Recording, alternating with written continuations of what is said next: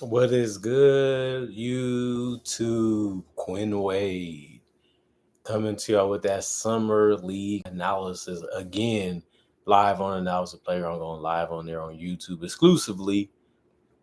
We're going to talk about Sacramento Kings allowed the Orlando Magic to go on a double figure run in the fourth quarter and still was able to make enough shots and get enough stops to still win it.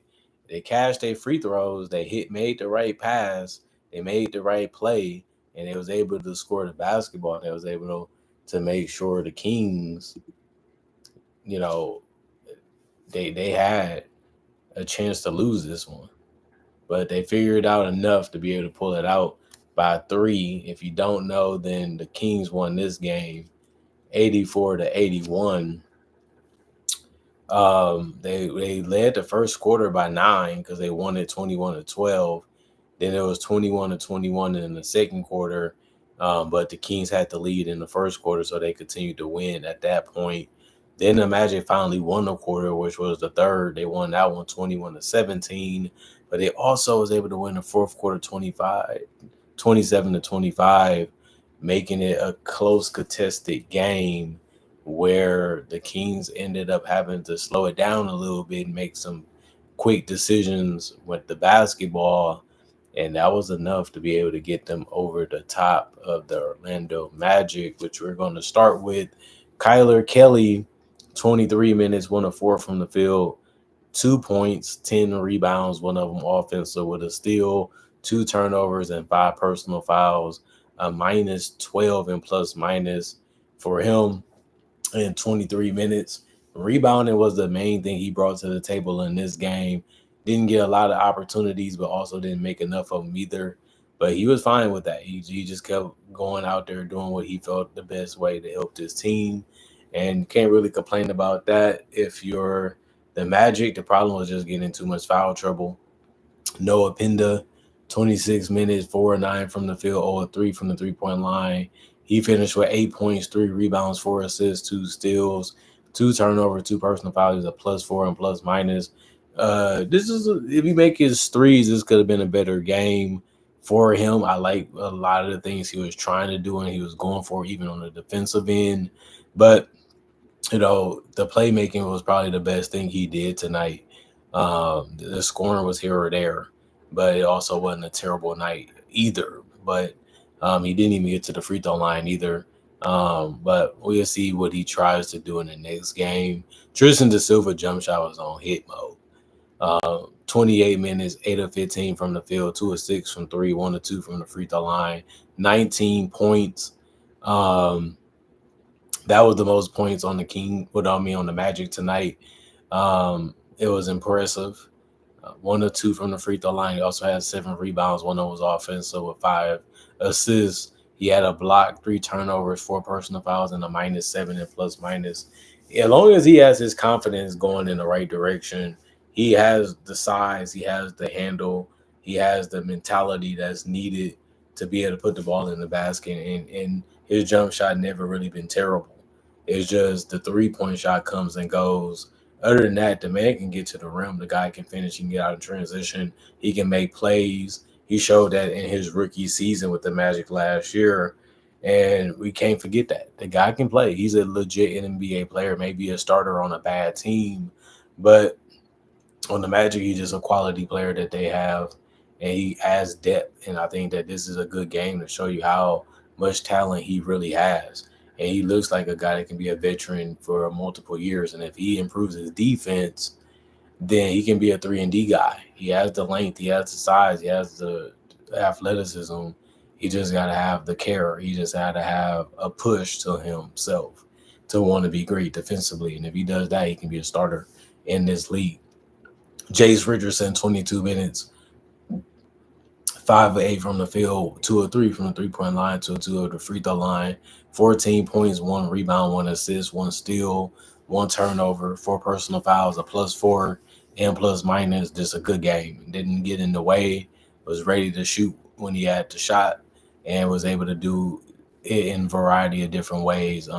We knew he can score. We knew he can play. He's just a little undersized. But other than that, he's a quality player, and the Magic should be happy that they got another guy that can shoot and another guy that can score while not also being a ball hog or a guy that can also play off the ball. So they got what they needed. Ethan Thompson, 25 minutes, 4 of 10 from the field, 3 of 6 from three. He also went 5 of 5 from the free throw line, finished with 16 points, 1 assist, 1 block, 3 turnovers, 7 personal fouls, which actually was the most personal fouls on the team tonight. Just couldn't stay in front of anybody. He was always pushing, always knocking, always touching, and it just wasn't good defense. And it was just a bad night for him on that end of the court. But he also didn't play terrible offensively. That's the only thing that saved his night was the fact that he was able to get to his spots and get to his shots.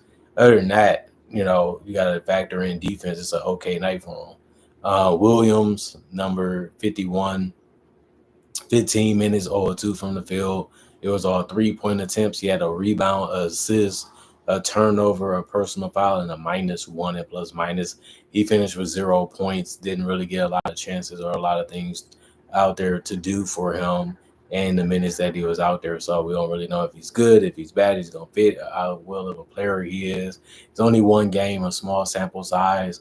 Maybe he can show us more in the next one. Wendell Moore Jr., 16 minutes, 0-4 from the field, 0-1 from three, 2-4 from the free throw line, 2 points, 4 rebounds. One of them was offensive with a block, 2 personal fouls, and a -2 and plus minus.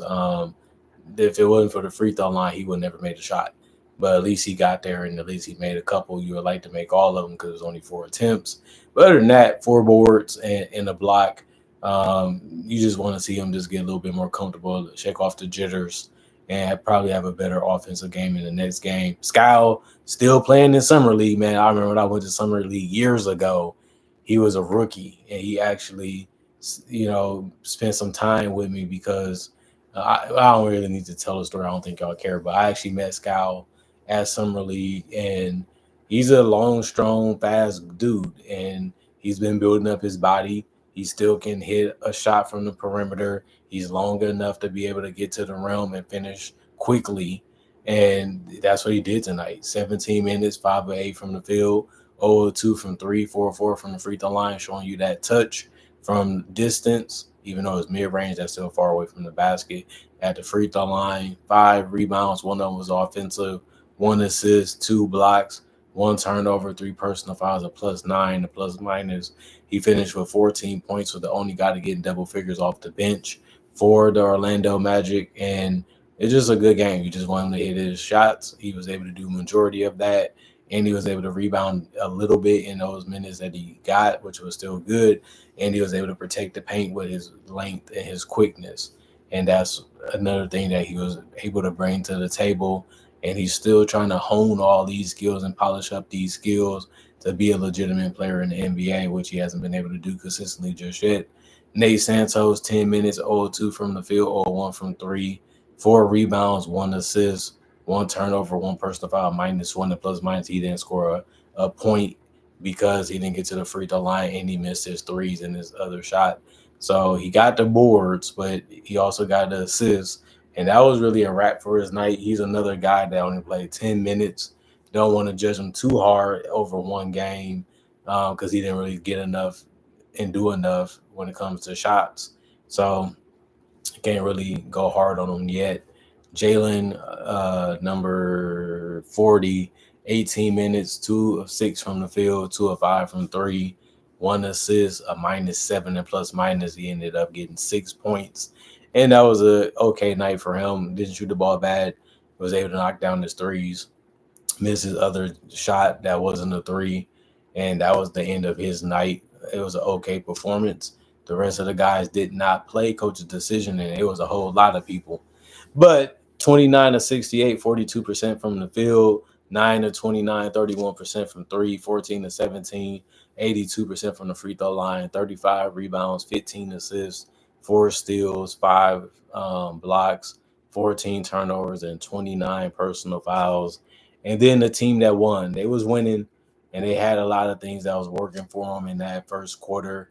But they just let the Magic hang around too long, and the Magic made that great run to try to find a way to get the lead and they just couldn't get into it enough because the Kings were able to figure out how to score on them just enough to be able to win the game.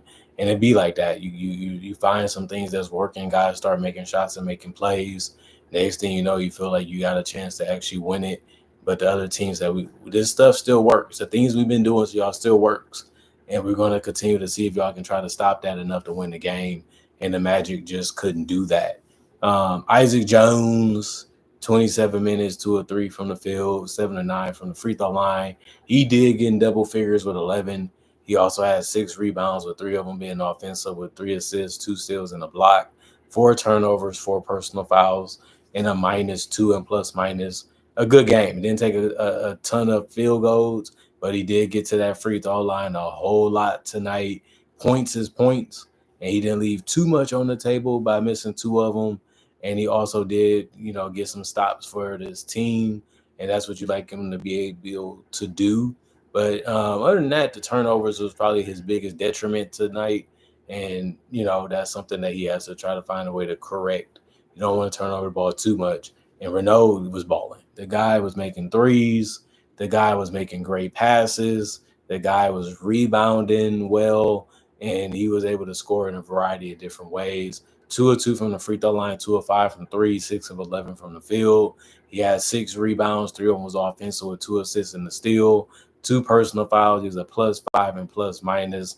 He finished the game with 16. He was one of the guys that helped them get that early lead, and he was able to help them close out this game with the win. Neat Clifford, 25 minutes, 5 of 12 from the field, 1 of 3 from the 3-point line, 6 of 10 from the free throw line, 17 points, 4 rebounds, 3 assists, 2 steals, 1 block, 1 turnover, 4 personal fouls, a +2 and plus minus. He was tied for the most points on the Kings with 17, and he had the shot going. If he didn't have it going, he was going to the free throw line to be able to get some points to put on the board. He also had some good stops that came his way, and he was also able to find his teammates, and that was good to see throughout the game. Devin Carter didn't really perform well at all when it comes to scoring the basketball. 24 minutes, 2 of 14 from the field, 0 of 4 from 3, but he did get to the free throw line to go 4 or 5 there. The jump shot just wasn't there for him, just to be honest with you.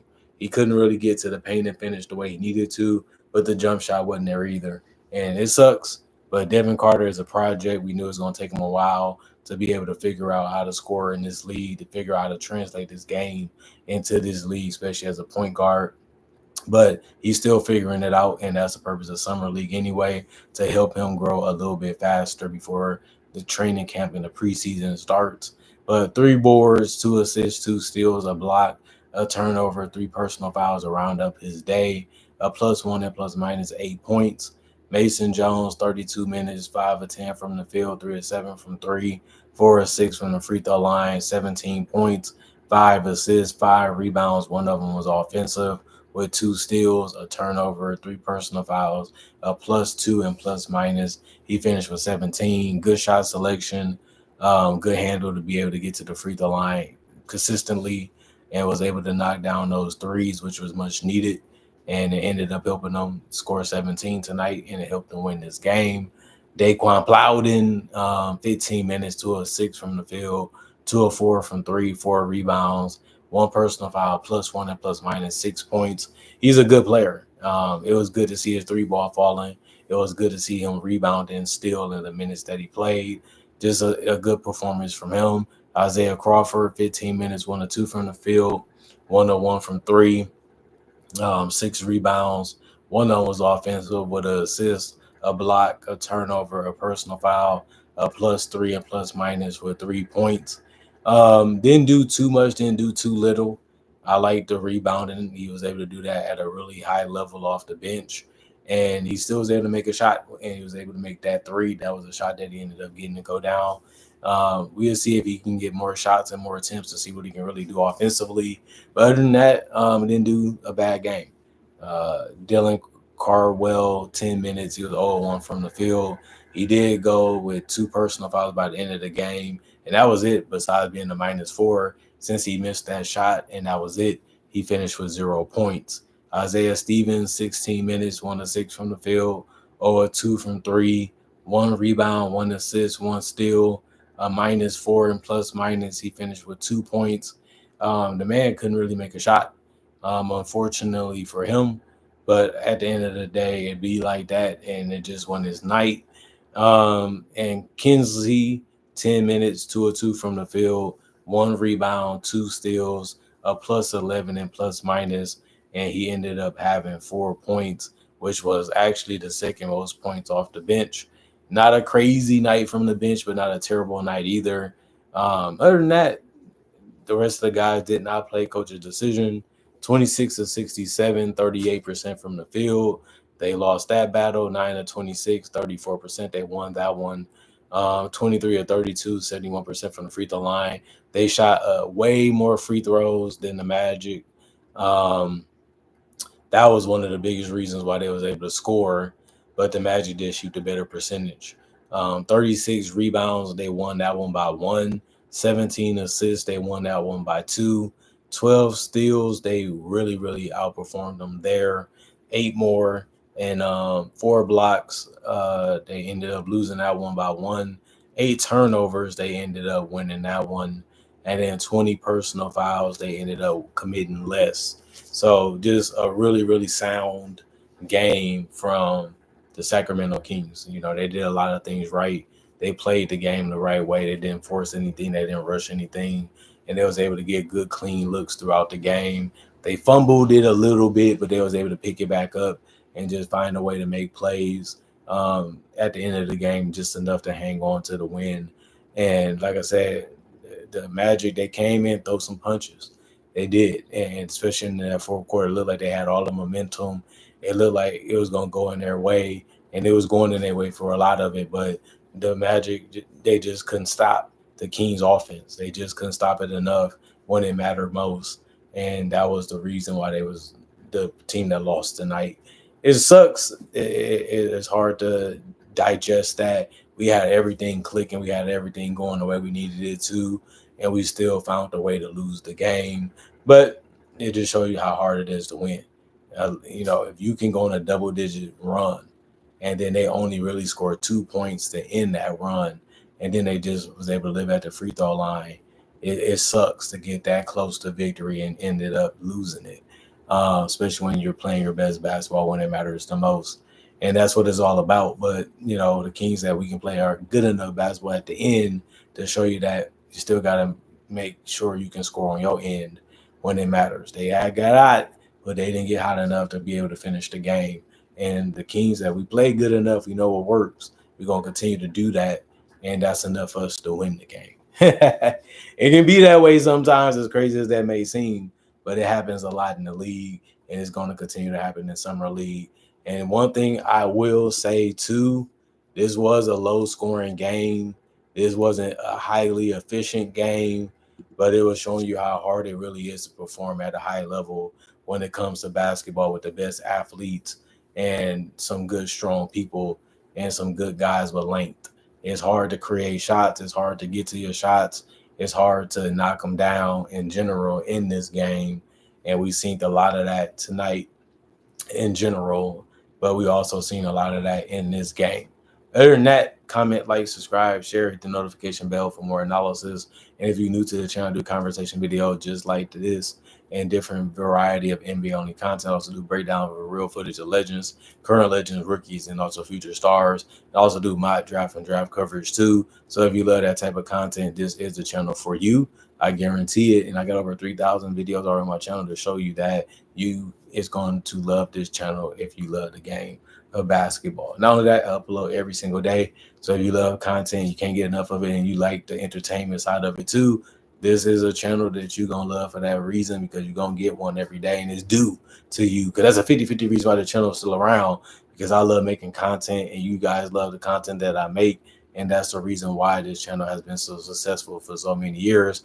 And thank y'all for appreciating the content for what it is. I really am blessed to have y'all as my fans, and I got to give y'all credit for that. And other than that, hope you guys are ready, because the weekend is back here as fast as that can be.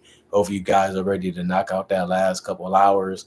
Hopefully you guys are ready to get some more rest, get some more fun, get some more leisure, and make sure you set new goals to have something to look forward to that you really want to accomplish in life. Y'all help me accomplish my goals. All I can do is encourage y'all to do the same. And other than that, I'm going for now. Let's remember, let's make 2025 a better year than 2015. That's all I'm really trying to do, is show you that I'm a better Quinn than I was back then. And I'm more consistent, showing you that I really love and enjoy what I do. And this is something I've been doing for so long. So why wouldn't I? I should, right?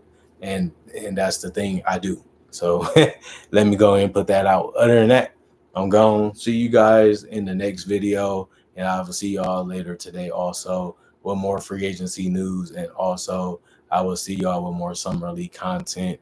And that should give y'all something to keep y'all hunger fed and that void filled when it comes to NBA content. Other than that, I'm gone. Peace. Y'all stay blessed up. See y'all in the next one, hopefully.